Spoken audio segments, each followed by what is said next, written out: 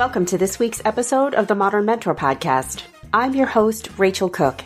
Today's episode is all about how to show up confident without accidentally stepping into arrogance, because the line can be a fine one. So let's talk about how to keep you on the right side of confident. In 2007, I had my first baby. I was extraordinarily fortunate to spend a year at home with her. That year was a gift, full stop. But as I learned in 2008 when I returned to the workforce, new job, new company, taking a year off had also drained my confidence tank. Pre-baby, I knew what made me shine at work. Post-baby, I felt like I'd lost my mojo. According to Psychology Today, confidence is a belief in oneself, the conviction that one has the ability to meet life's challenges and to succeed, and the willingness to act accordingly. I knew how essential not only feeling, but being able to display confidence was in my professional life. But after taking that year away, I wasn't sure how to rediscover mine. Previously, I'd been a relationship builder, a strategy advisor, and an analyzer of human capital data. Upon re-entry in 2008, I feared I'd lost my edge, and I was determined to show that fear who was boss. So I set my mind to making my mark and showing the world how smart and capable I was. I did this by having a lot of somethings, to say in every meeting.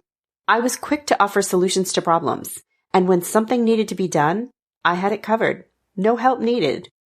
And that strategy went really well for me. I'm kidding. It was a total miscalculation on my part, and I got some serious feedback to prove it. I had been so focused on seeming confident that I'd shown up as arrogant. I will be forever grateful to the boss who gave me that feedback early and counseled me to course correct. I learned the hard way, but I learned a lot about what distinguishes confidence from arrogance. And today I share the biggest lessons. Here's the feedback my boss gave me, which I ran with. And 13 years later, I'm delighted to pay it forward. First, know what you're here to do. Arrogance happens when you over-index on you, how you're showing up and being perceived. Confidence is focusing on the work, the outcomes you're there to deliver. Exuding confidence begins with experiencing confidence internally. The conviction that you have the ability to meet a challenge begins with being super clear about what challenge you're there to meet. Before an important interaction, ask yourself, what's my role in this, and what am I expected to influence or deliver? Asking and answering those questions will center you. It will allow you to home in on where your voice has power and where your silence or your observation might add more value. In 2008, I was so focused on seeming confident, which I somehow translated into a need for verbal diarrhea, that I lost sight of what I was there to do. I wasn't hired to seem smart. I was hired to develop talent plans to fuel the business's success. Early feedback from that wonderful boss reminded me I didn't need to offer a point of view at every turn. Have the confidence not to speak up sometimes, I remember her telling me. Having the poise to listen and observe when that's what's called for makes you seem all the more confident when you do offer a point of view or an idea.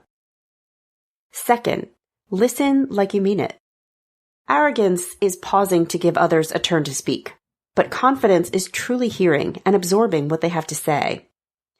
I was deeply guilty of pausing but not listening. Only when my boss called me out did I realize she was right. I was so focused on what I had to say next that I wasn't taking in and reflecting on the value that others were bringing to the conversation. The pressure to seem smart led me to overuse my words and underuse my ears, and this backfired, positioning me as arrogant more than wise.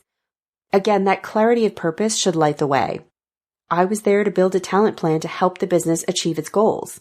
So when the leader was talking about his goals and his talent needs, that was my cue to listen.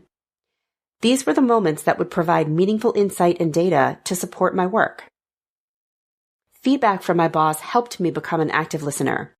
I wasn't silent, but rather I was using my voice to restate what I had heard or to ask probing questions to extract more meaning.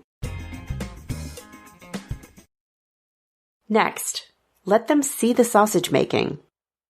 Arrogance is believing the path from start to finish should be paved only with your ideas. Confidence is knowing you don't know everything and having the humility to recognize that other people's good ideas won't dull your shine. So as you're working toward a deliverable, don't wait for it to be fully baked or polished before you do the big reveal. That works on HGTV, but not so much in real life. As you move work along, build check-in points into your process. Let people watch as you make the sausage, and give your peers, your leader, your stakeholders a chance to influence the flavor before it's fully cooked. It does take confidence to pull back the curtain on an unfinished product, but it will better the outcome every time. And last, say the bold thing. Arrogance encourages you to say what someone wants to hear. It will make you the hero just for today. Confidence allows you to say what they need to hear, and it will make you the hero in the long term, where it really counts. Fueled by feedback from my leader, I started finding moments of courage to push back on what my business client, George, believed was best. George was a salesman. His own climb up the corporate ladder was driven by his excellence in sales. And so he believed finding and growing great sales talent was the key to his business's success. In our early days, as long as I showed George a plan designed to do just that, he'd praise my genius. But in time, I came to realize this was a short-sighted play. We had great sales talent.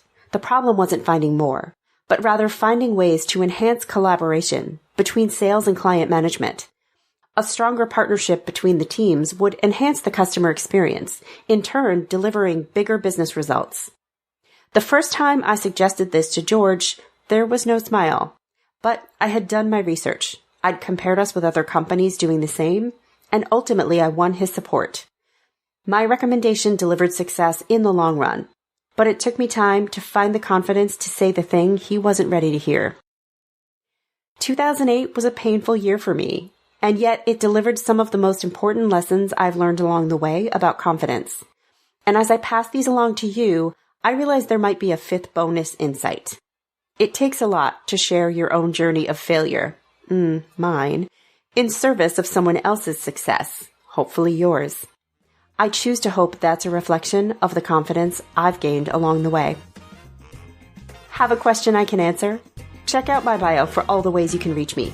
You can also check out my website at leadabovenoise.com or follow me on the Modern Mentor podcast page on LinkedIn, where I share exclusive videos, articles, and bits of inspiration.